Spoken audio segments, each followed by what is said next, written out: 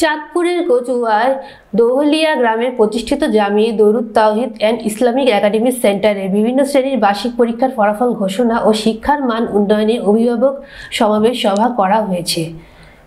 শুক্রবার মাদ্রাসার সভাকক্ষে জামিয়া দরুদ তাওহীদ ও ইসলামিক সেন্টারের প্রতিষ্ঠাতা সভাপতি আলহাজ আবু তাহেরের সভাপতিত্বে এই প্রতিষ্ঠান ও শিক্ষার্থীদের সার্বিক সফলতা কামনা করে বক্তব্য প্রদান করেন মাদ্রাসার প্রতিষ্ঠাতা ও পরিচালক মোহাম্মদ জামাল হোসেন সোহান।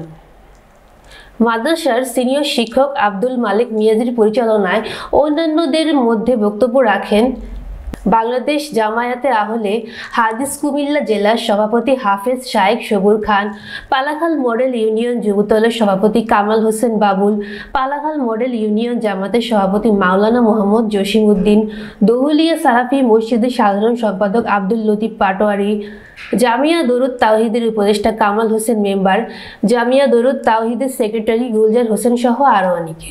উল্লেখ্য যে আগামী 2 ও 3 জানুয়ারি জামিয়া দরুদ তাওহীদ একাডেমি অ্যান্ড ইসলামিক সেন্টারের বার্ষিক সালাফি মাহফিল অনুষ্ঠিত হবে। উক্ত মাহফিলে প্রধান অতিথি হিসেবে উপস্থিত থাকবেন বাংলাদেশ ইসলামিক ফাউন্ডেশনের সচিব মোহাম্মদ ইসমাইল হোসেন ও প্রধান মেহমান হিসেবে বয়ান রাখবেন বাংলাদেশ ইসলামী ইউনিভার্সিটির প্রতিষ্ঠাতা ডক্টর সাইদ কামাল উদ্দিন জাফরি।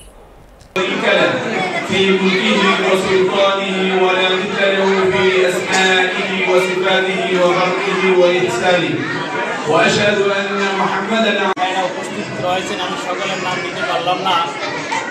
আমার সম্মুখে উপস্থিত সম্মানিত অভিভাবক অভিভাবিকাবৃন্দ, এলাকার বিশিষ্ট পরিজনেরা, সাংবাদিক বন্ধুগণ, আসসালামু আলাইকুম ওয়া রাহমাতুল্লাহি তাআলা ওয়া বারাকাতুহু।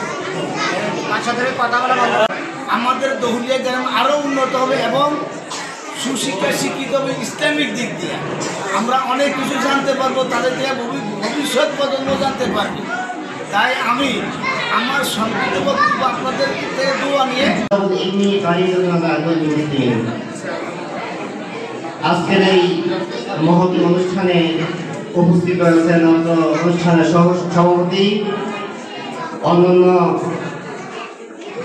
দায়িত্বশীল বিদেয়ী ছাত্র ইনশাআল্লাহ বৃদ্ধি পাচ্ছে। এই মাদ্রাসার শিক্ষাকে পরিচয় করে দিচ্ছি।